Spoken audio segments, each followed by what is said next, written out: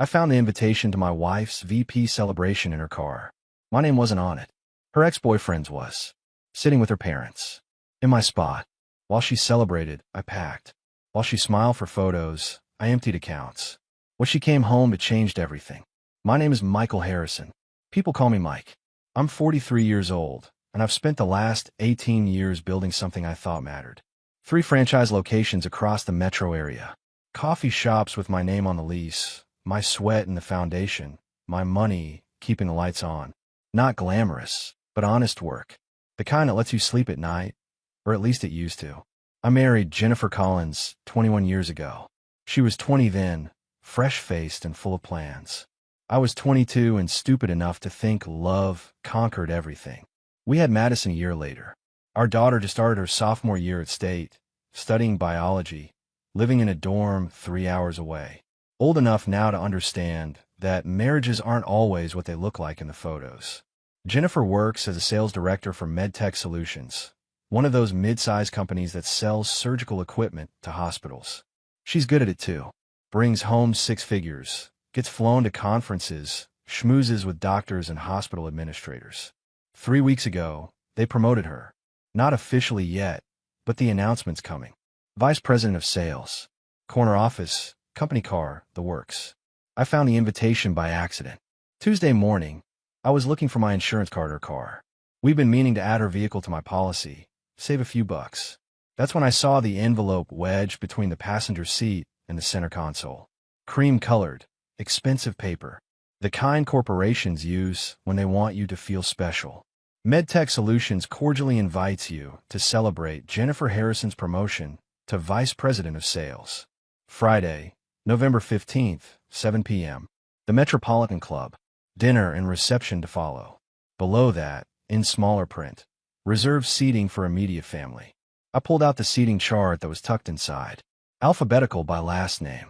There was her name, Jennifer Harrison. 2 seats at table 3. Her parents, Richard and Susan Collins, were listed. Her brother, David Collins, and his wife were there too. I wasn't on it. Not at her table. Not at any table. I stood in the driveway holding that invitation for a long time, watching the paper tremble slightly in my hand. Not from anger. Not yet. Just that hollow feeling you get when you suddenly realize you've been background noise in your own marriage. Jennifer came out 20 minutes later, coffee mug in hand, already on her phone. She didn't notice me standing there at first. When she did, her smile faltered just a fraction. "Hey, babe," Jennifer said, her voice unnaturally bright. "Thought you'd already left for the Riverside location." I held up the invitation without saying a word. Her face did something complicated. Not quite guilt, not quite defiance. Somewhere in between. "Oh," she said. That. I repeated. "Your big promotion celebration. The one I'm apparently not invited to." Jennifer set her coffee mug down on the hood of her car. Carefully, like she was buying time to think. I watched her face cycle through 3 different expressions before she finally settled on something between apologetic and defensive. "Mike, it's not what you think," she said. "Then tell me what it is," I said, "because what I think is that my wife got promoted to VP, and I'm not invited to watch her celebrate it." Jennifer crossed her arms. That's always been her tell. When she's about to say something she knows I won't like, she crosses her arms like she's protecting herself from the truth. "My parents requested the seating arrangements," she said. "You know how my dad is about these corporate things. He's very particular about optics." "Optics," I repeated. "Your dad cares about optics so much that his son-in-law of 21 years doesn't make the guest list. It's complicated, Mike." "Then uncomplicate it." Jennifer looked away, toward the street where our neighbor was walking his dog. "Anywhere but at me. They think Austin should be there." The name hit me like cold water. Austin Parker. Her college boyfriend. The guy she dated for 2 years before we met. Some hospitality consultant who wore expensive suits and talked about restaurant profit margins like they were gospel. I'd met him exactly twice. Once at Jennifer's company retreat 4 years ago, once at her father's birthday party last summer. Both times, he'd looked at me like I was help. "Austin," I said. "Your ex-boyfriend Austin."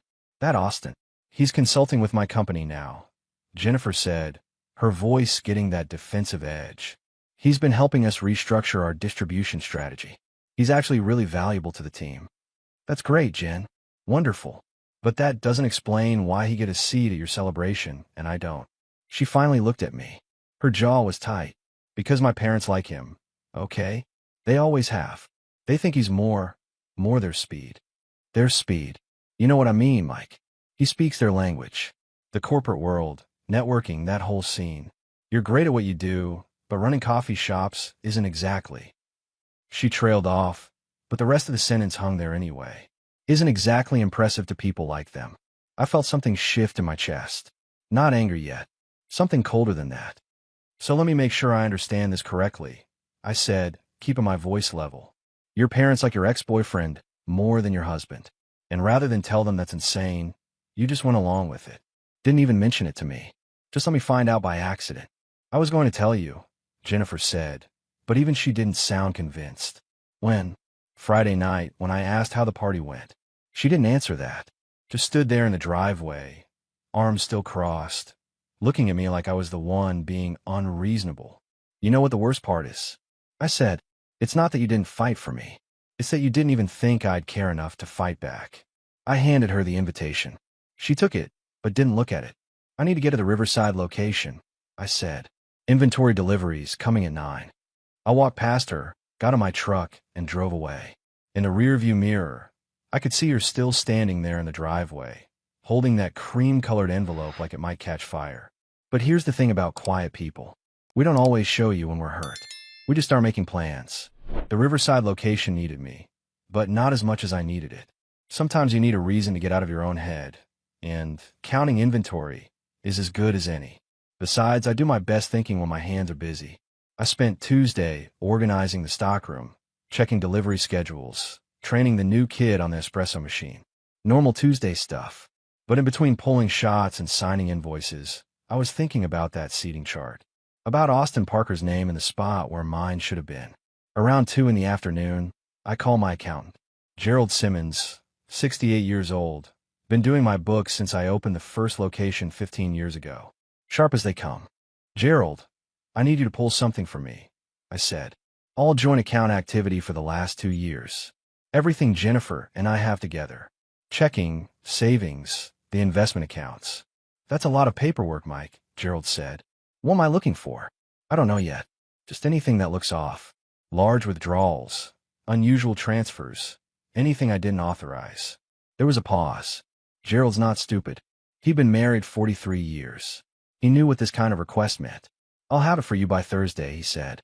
Thanks, Gerald. And keep this between us. Always do. I hung up and went back to work. But I couldn't stop thinking. 8 months ago was when the Riverside location started losing market share. 3 regular corporate contracts we'd had for years suddenly went to a competitor across town. New place called Velocity Cafe. Sleeker branding, aggressive pricing, suspiciously well-informed about our pricing structure. I chalked it up to bad luck. Now I wasn't so sure. That evening, Jennifer came home late. Again, said she'd been at a strategy meeting with the VP team, preparing for the transition. She kissed me on the cheek like nothing was wrong, asked how my day went, started making dinner like we were still the couple who told each other everything. Austin called today, she said, stirring pasta sauce on the stove. Casual. Too casual. He wanted to confirm some details about Friday's event. I'm sure he did, I said. Jennifer glanced at me. Mike, please don't be like this. Like what? Like a husband who just found out he's been replaced by your ex at the biggest night of your career. You haven't been replaced. You're being dramatic. I set down my beer, looked at her directly. When did Austin start consulting on your business? I told you. He's been helping with distribution strategies. When did it start? She turned back to the stove. Maybe 6, 7 months ago. I don't remember exactly. Try harder. Why does it matter, Mike? Because 7 months ago, my Riverside location started hemorrhaging contracts to a competitor. And I'm wondering if those two things might be connected. Jennifer's stirring stopped. Just for a second. Then she laughed. Actually laughed. You think Austin is feeding information to your competitors? That's paranoid, even for you. Is it? He's a hospitality consultant. He knows the industry. He's been working with you, which means he's been around our conversations, around our financial discussions. You tell him things about my business. Of course not. You sure about that? Because you didn't tell me you were working with him at all. So forgive me if I'm not taking your word for it. The sauce started bubbling over. Jennifer turned off the heat, moved the pan, and stood there with her back to me. Her shoulders were tight. I think I'm going to sleep in the guest room tonight, I said. Mike, I'm not angry, Jen. I'm just tired, and I need some space to think. I left her in the kitchen and went upstairs. The guest room still had boxes in it from when we'd moved Madison's stuff out for college. I pushed them aside, lay down on the bed, and stared at the ceiling. My phone buzzed. Text from Madison. Hey, Dad, can we talk this weekend? Something's been on my mind. I stared at that message for a long time before responding. Of course, honey. Call me whenever. She didn't respond right away. That wasn't like her. Madison always responded immediately. I set the phone down and closed my eyes. But I wasn't sleeping. I was thinking about timelines. About coincidences that weren't coincidences. About my daughter's strange text and my wife's casual lies. By the way, if you're listening to this and it's hitting close to home, do me a favor. Hit that subscribe button. Helps more than you'd think. 97% of you don't. And trust me, it makes a difference. Gerald called Thursday morning while I was opening the downtown location. Mike, you need to come to my office, he said. No greeting, no small talk. That's when I knew it was bad. I got there by 10. Gerald had papers spread across his desk like crime scene evidence. Bank statements, transaction records, copies of checks I'd never seen. Tell me what I'm looking at, I said. Gerald pointed to the first stack. Joint savings account. You and Jennifer. 3 years ago, you had $240,000 in there. Money from your dad's life insurance, plus what you'd saved from the franchises. Right. That's our retirement fund. Was your retirement fund, Gerald said. He slid another paper toward me. 18 months ago, Jennifer withdrew $80,000. The memo line says investment opportunity. My stomach dropped. I never authorized that. Signature's yours, though. I looked at the withdrawal slip. That was my signature, or a very good copy of it. I didn't sign this, Gerald. Then we have a problem.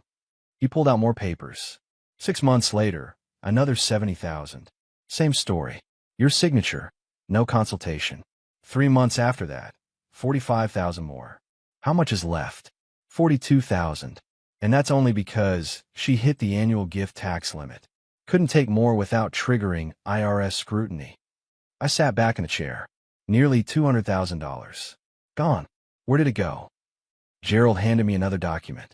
Wire transfers. All to the same LLC. Parker Hospitality Ventures. Austin Parker. Of course it was. There's more, Gerald said, and somehow I knew this was going to be worse. Your business accounts. Someone's been accessing the financial records.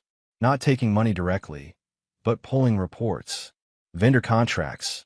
Pricing structures. Profit margins. Everything. Ow. Shared login credentials. Jennifer's your co-owner on paper for tax purposes. Remember?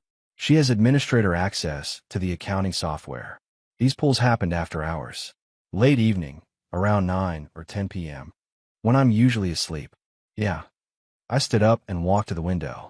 Outside, people were going about their normal Thursday. Getting coffee, heading to work, living lives that hadn't just shattered into sharp pieces. There's one more thing, Gerald said quietly. I pulled the business registration records for Velocity Cafe, the competitor that's been taking your contracts. I turned around.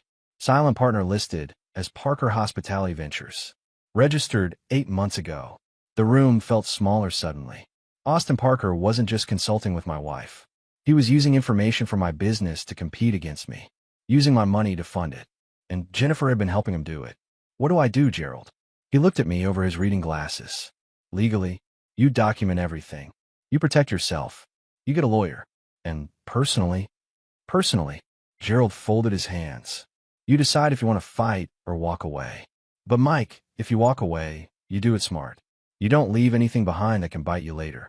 I drove home in a fog. When I got there, the house was empty. Jennifer was at work, probably sitting in meetings with Austin, planning strategies, laughing about something, not thinking about me at all. I went to the garage and found what I was looking for. 3 boxes marked college files, in Jennifer's handwriting. Old paperwork she'd never thrown away. I opened the first one and started digging. Financial aid documents, transcripts, and buried at the bottom, a thank you card, dated from 22 years ago, Jennifer's junior year, the year before we met. Thanks for the getaway to Silver Creek. Next one's on me. Let's not wait so long between visits.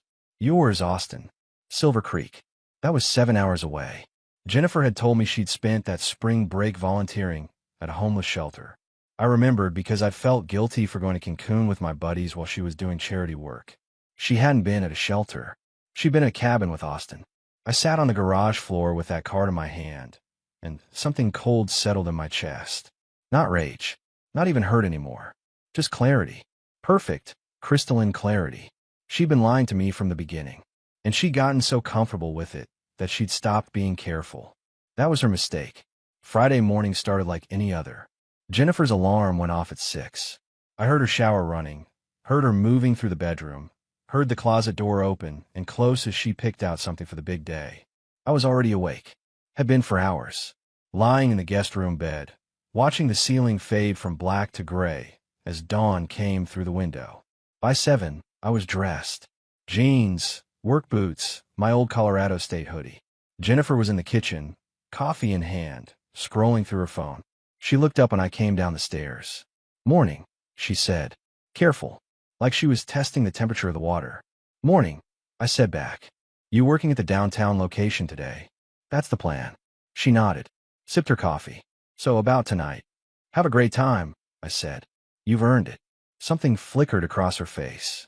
Relief, maybe, like she'd expected a fight and was grateful not to get one. "Thank you," she said.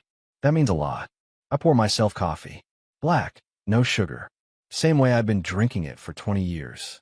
"What time does it start?" 7. "But I need to be there by 6 for photos and pre-reception stuff." "Makes sense." She stopped. Started again. "I know this has been weird, but after tonight, things will settle down. We can talk, really talk about everything." "Okay, sure," I said. "After tonight." She smiled.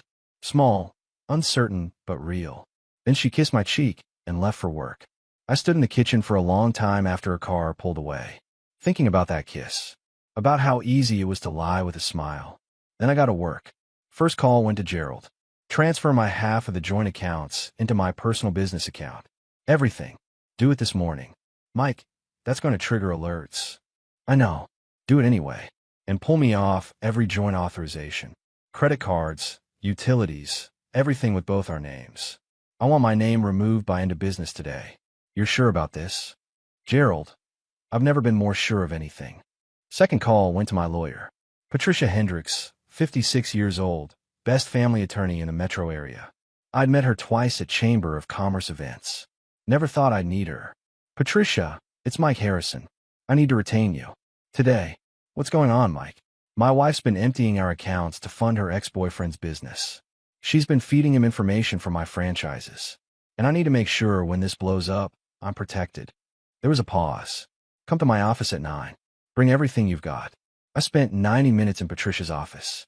Showed her the bank records, the forged signatures, the LLC documents, the timeline of my business losses that matched exactly with Austin Parker's gains. She took notes, asked questions. By the time I left, I had a strategy. "File separation papers Monday," Patricia said. "Don't tell her it's coming. Don't give her time to hide assets or create a narrative. You hit first, hit hard, and hit with documentation." "What about tonight?" "Her celebration." Patricia looked at me over her glasses. "What about it? Do I go? Do I confront her there?" "Mike, you're asking me as your lawyer or as a person?" "Both." She leaned back in her chair. "As your lawyer, I say stay away. Don't create a scene. Don't give her ammunition for a claim of harassment or emotional abuse. As a person," she smiled, thin and cold, "I say do what you need to do. Just don't do anything stupid." I left her office at 11. Drove to the downtown location. My assistant manager, Tom, was behind the counter. Good kid, 24 years old, working on his business degree at night. "Tom, I need you to run all 3 locations starting Monday," I said. His eyes went wide. "What?" "What?" "Personal stuff. I'll still be around, just not day-to-day for a while. You can handle it. I know you can." "Mike, if this is about Jennifer." I looked at him sharply. "What about Jennifer?" Tom shifted uncomfortably. "Nothing. Just, I saw her having lunch with some guy a few months back. At that Italian place downtown. They looked close. I didn't want to say anything because it wasn't my business, but how close?" "Holding hands across the table close." I nodded. Kept my voice level. Thanks for telling me, Tom. I'm sorry, man. Don't be. You didn't do anything wrong. I spent the afternoon at the Riverside location, checking inventory, reviewing schedules, doing the normal Friday closing procedures. Around 4, I went to the storage unit Jennifer and I had rented years ago. The one she thought I'd forgotten about. I pulled out 3 boxes. Old college paperwork, tax returns from the early years of our marriage, the deed to our house. Everything important, everything that proved what I'd contributed, what I'd built. Then I drove home. Jennifer's car wasn't in the driveway. She was already at the Metropolitan Club, getting ready for her big moment. I walked through her house like I was seeing it for the first time. 20 years of furniture we'd picked out together. Photos on the walls. Madison's baby shoes and shadow box. All the physical evidence of a life that had been a lie. I didn't pack everything, just what mattered. Clothes, toiletries, my laptop, important documents. 2 suitcases and a box. That's what 20 years came down to. I left my wedding ring on the kitchen counter, right next to the coffee maker, where she'd see you in the morning. Then I left. I didn't go to the Metropolitan Club. I went somewhere better. The storage unit was cold. Concrete floors, metal walls, fluorescent lights humming overhead. But it was quiet, private, exactly what I needed. I'd rented it 2 weeks ago under my business name. Small 10 by 10, just big enough for the boxes I brought from the house. Now I added to the collection the laptop Jennifer didn't know I had, the backup drive with copies of every financial document, the folder Gerald had given me with highlighted transaction records, the notebook where I'd been tracking timelines, cross-referencing dates, everything she thought was hidden, everything she thought I'd never find.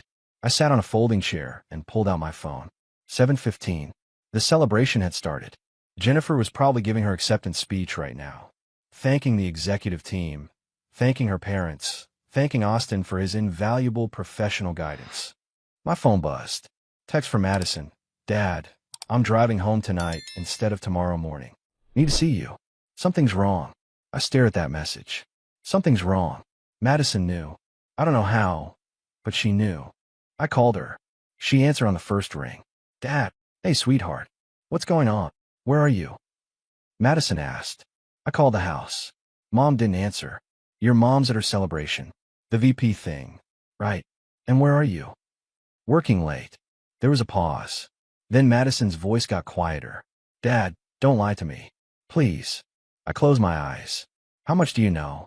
Grandma called me last week, she said. Asked if I was excited about Mom's promotion. Asked if I'd met Austin Parker yet. Said he was going to be at the celebration, sitting with them.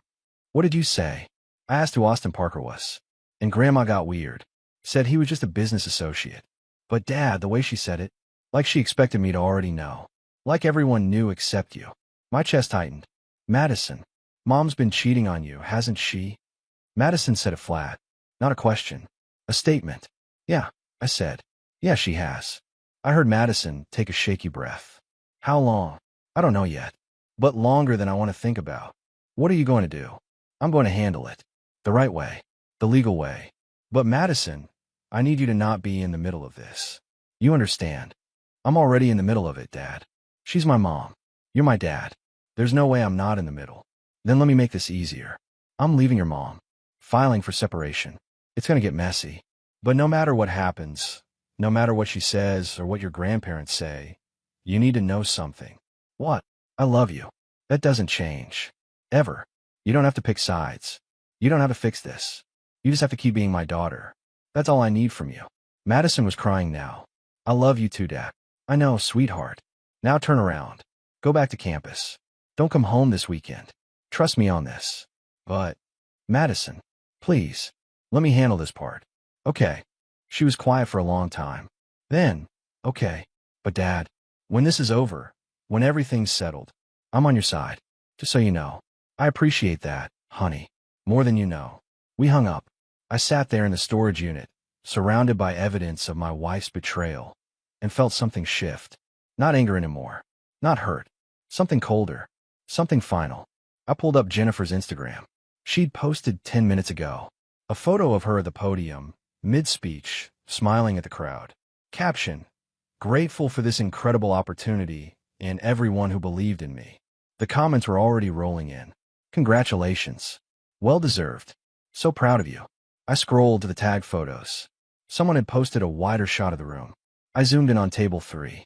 There was Jennifer's father, Richard, her mother, Susan, her brother David, and sitting right next to Susan, smiling like he belonged there, was Austin Parker. He was wearing my spot at her celebration, sitting with my in-laws, probably toasting to her success with my money that he'd stolen. I took a screenshot, added it to my evidence folder, labeled it November 15th, the night she chose him. Then I turned off my phone and went to the hotel I booked. Extended stay, month to month. 1 room, kitchenette, no questions asked. I ordered a burger from room service. Ate it while watching some game I didn't care about. Took a shower. Lay down on a bed that wasn't mine in a room that smelled like industrial cleaning products. And for the first time in weeks, I slept. Because the hard part was over.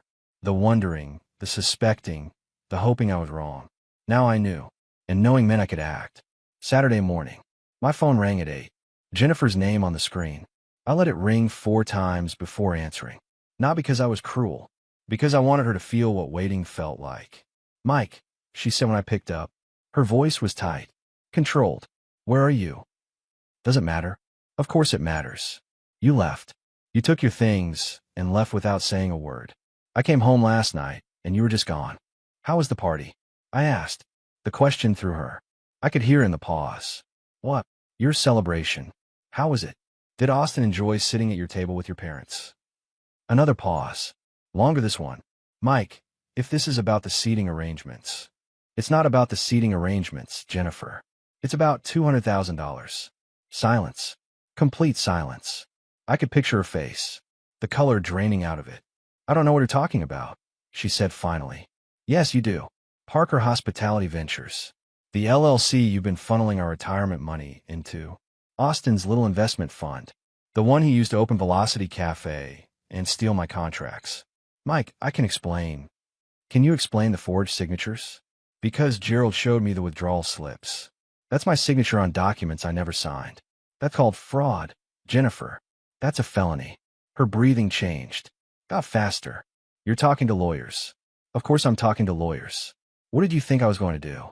Just let you rob me blind?" "It wasn't robbery. It was an investment. Austin needed startup capital. Austin needed my money to compete against me. And you helped him do it. You gave him our financial information, our vendor contracts, our pricing structure, everything he needed to undercut my business and drive customers away." "That's not..." She stopped. Started again. "Mike, you don't understand the full picture." "Then explain it to me. Explain why my wife has been spending 18 months stealing from me to fund her ex-boyfriend's business.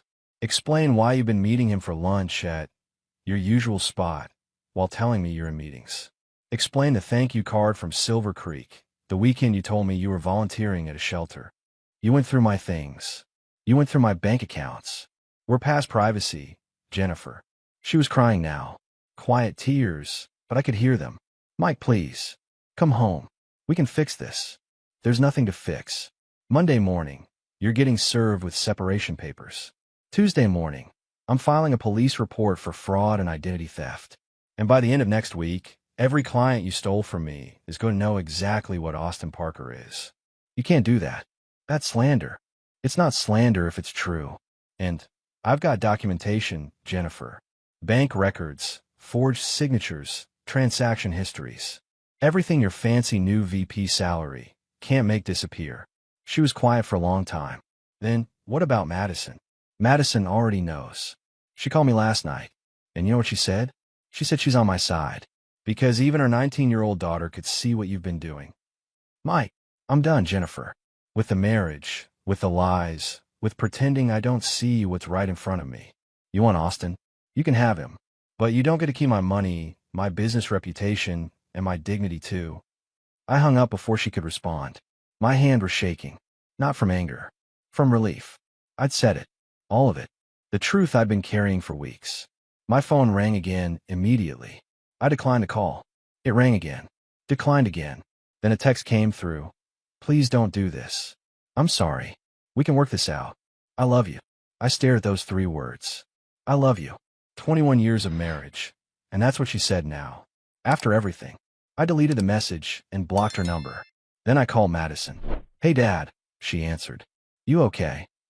"I'm okay, sweetheart. Just wanted to hear your voice. Mom's been calling me all morning. Crying. Saying you won't talk to her. That's accurate.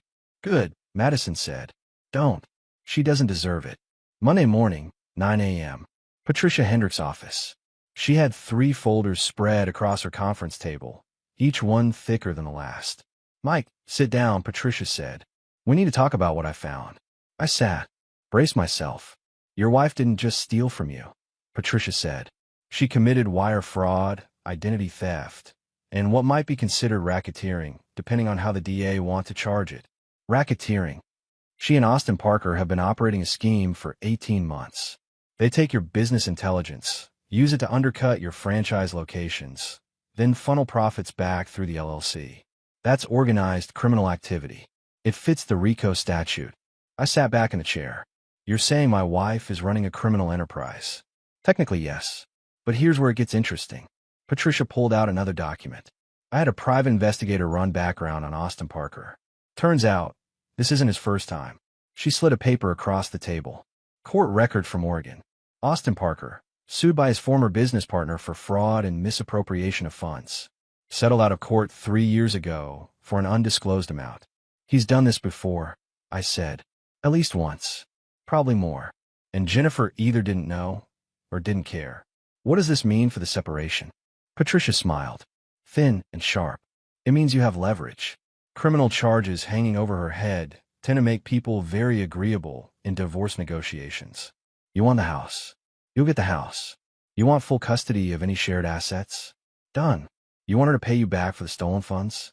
She will, because the alternative is explaining to a jury why she forged your signature. What about Austin?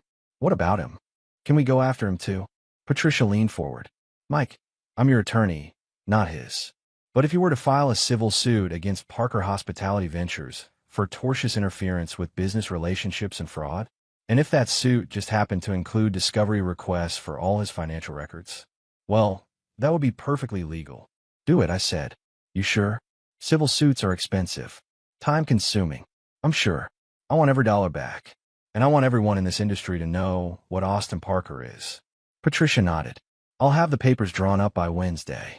I left her office at 10. Drove to the downtown franchise location. Tom was behind the counter, training the new assistant manager. Boss, Tom said when he saw me. You look different. Different how? I don't know. Lighter maybe. I smiled. That's because I finally dropped about 130 pounds of dead weight. Tom laughed. Then his expression got serious. Mike, I need to tell you something. That competitor, Velocity Cafe, they called me last week. Try to recruit me. Offer me 20% more than you're paying. What did you say? I told them to go to hell. But they knew our salary structure. Knew exactly how much I was making. Someone's been feeding them information. Not anymore, I said. That pipeline's been cut off. Tom studied my face. This is about Jennifer, isn't it? Yeah, it is. I'm sorry, man. Don't be. Sometimes the trash takes itself out. You just have to let it go. I spent the rest of the day at the Riverside location, checking inventory, reviewing accounts, talking to regular customers, getting back into the rhythm of work. Around 3, my phone buzzed. Text from an unknown number. This is Richard Collins, Jennifer's father. We need to talk. I stared at that message for a long time. Richard Collins, the man who'd excluded me from his daughter's celebration because I wasn't successful enough for his standards. I texted back, talk to my lawyer, Patricia Hendricks. She'll give you my terms. 3 dots appeared, then disappeared, then appeared again. Finally, this is a family matter. It should stay in the family. Should have thought of that before you invited Austin Parker to sit in my seat. I wrote back. We're done here. I blocked the number. My phone rang immediately. Susan Collins this time. Jennifer's mother. I let go to voicemail. Then David Collins, Jennifer's brother. Voicemail. Then Jennifer again, from a different number. Voicemail. They were circling the wagons. Trying to control the narrative. Trying to make me the villain. But I had something they didn't. Documentation. Evidence. The truth. And in the end, that's all that matters. 3 weeks after I filed for separation, Austin Parker's world started collapsing. It started small. A health inspector showed up at Velocity Cafe, found 18 code violations. The place shut down for a week. Then the Oregon lawsuit resurfaced. The business partner Austin had settled with? Turns out he'd never actually paid the settlement. Just made 3 payments and disappeared. Now there was a warrant out for his arrest in Portland. My civil suit hit him next. Discovery is a beautiful thing when you're on the right side of it. Austin had to produce every financial record, every contract, every transaction for the past 3 years. And what we found was a pattern. He'd done this before, not just in Oregon, in Arizona, in Nevada. Always the same scheme. Find a struggling business owner's wife, seduce her, get access to financial information, then compete against the husband until the business failed. Jennifer was just the latest mark. Patricia called me on a Thursday morning. Mike, Austin Parker just filed for bankruptcy. Personal and business. He's trying to shield his assets before your judgment comes through. Can he do that? He can try. But bankruptcy trustees look very closely at asset transfers. And all that money he moved to offshore accounts in the last 6 months, they'll claw that back. What about Jennifer? She's named as a co-conspirator in the fraud. If Austin goes down, she goes down with him. I sat with that information for a long time. 21 years of marriage. 1 daughter. And it all came down to this. My wife facing criminal charges because she chose the wrong man to trust. Jennifer called that night. First time I'd answered her call in 3 weeks. Mike, she said. Her voice was small. Broken. I need your help. With what? The DA wants to charge me with fraud. Patricia told them about the forged signatures. They're saying I could face 5 years. You could. Fraud is a felony. Please. I'm begging you. Drop the charges. Tell them you won't press charges. Jennifer, I didn't press charges. The DA did. Once they saw the evidence, it was out of my hands. But you gave them the evidence. You did this to me. No, I said. You did this to yourself. You stole from me. You forged my signature. You helped Austin destroy my business. All I did was document it. She was crying now. What about Madison? What happens to her if I go to prison? Madison's 19. She's an adult. She'll be fine. She won't speak to me. She won't return my calls. That's between you and her. There was a long pause. Then Jennifer said something that surprised me. I'm sorry. For all of it. I was stupid. I thought Austin was going to make me rich. Thought we were building something. But it was all lies. Yeah, I said. It was. Do you hate me? I thought about that. Did I hate her? No. Hate requires energy. Requires caring enough to hold onto anger. And I was done with both. I don't hate you, Jennifer. I just don't love you anymore. And that's worse, isn't it? She hung up without answering. The divorce finalized 8 weeks later. Jennifer signed everything Patricia put in front of her. Didn't fight for the house. Didn't fight for the franchises. Didn't fight for anything. She was too busy dealing with criminal charges. The DA offered her a deal. Plead guilty to 1 count of fraud, get 2 years probation, pay restitution. She took it. Austin wasn't as lucky. 3 counts of fraud, 1 count of identity theft, multiple counts of theft. The judge gave him 4 years. He'd be out in 2 with good behavior. I got the house. Got the franchises. Got a judgment against Austin for $200,000 that I'd probably never collect. But I got something else too. I got Madison. She came home for Thanksgiving. We cooked dinner together, just the 2 of us. Turkey, stuffing, mashed potatoes. Normal stuff. Dad, she said while we were doing dishes. Are you okay? Really okay? Yeah, honey. I really am. I'm proud of you. For leaving. For fighting back. For not just taking it. I pulled her into a hug. You're the best thing that came out of that marriage. You know that. I know, she said. You tell me every time I see you. And it was true. 14 months after Jennifer's celebration, I stood in the grand opening of my 4th franchise location. Bigger than the others. Better location. Premium equipment. Everything I'd been planning before Austin Parker tried to destroy me. Madison was there, helping behind the counter.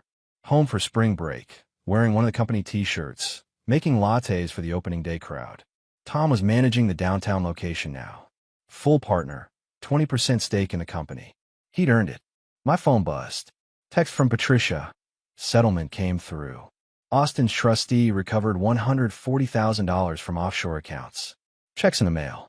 Not everything I'd lost, but enough. More than enough. A woman walked up to the counter. Mid-30s, blonde, confident smile. This place is amazing, she said. How long have you been in business? 15 years, I said. Started with 1 location. Now we're at 4. That's impressive. I'm opening a bakery across the street. Maybe we could do a partnership. Your coffee, my pastries. Maybe. I said. I'm Mike, by the way. Sarah, she said, extending her hand. Sarah Mitchell. We talked for 20 minutes. About business, about the neighborhood, about nothing important. And it felt easy, natural, like conversation was supposed to feel. When she left, Madison came over. She was flirting with you, Dad. Was not. Was too. She gave you her business card with her personal number written on the back. I looked at the card.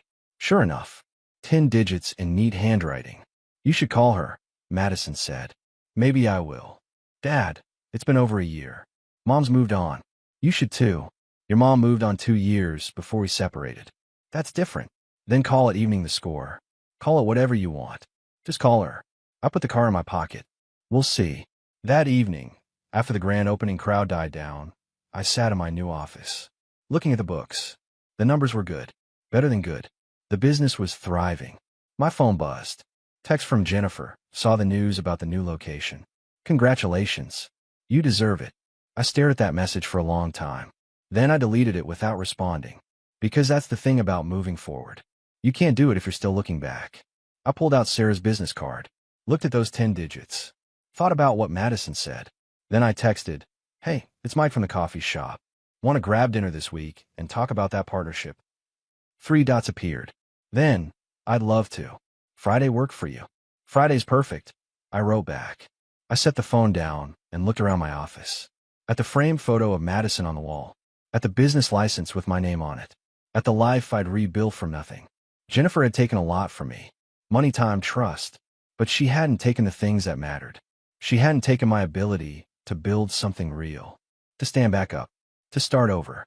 And in the end, that's what separated us. She'd gambled everything on a con artist and lost. I'd bet on myself and won. The coffee shop was full of customers.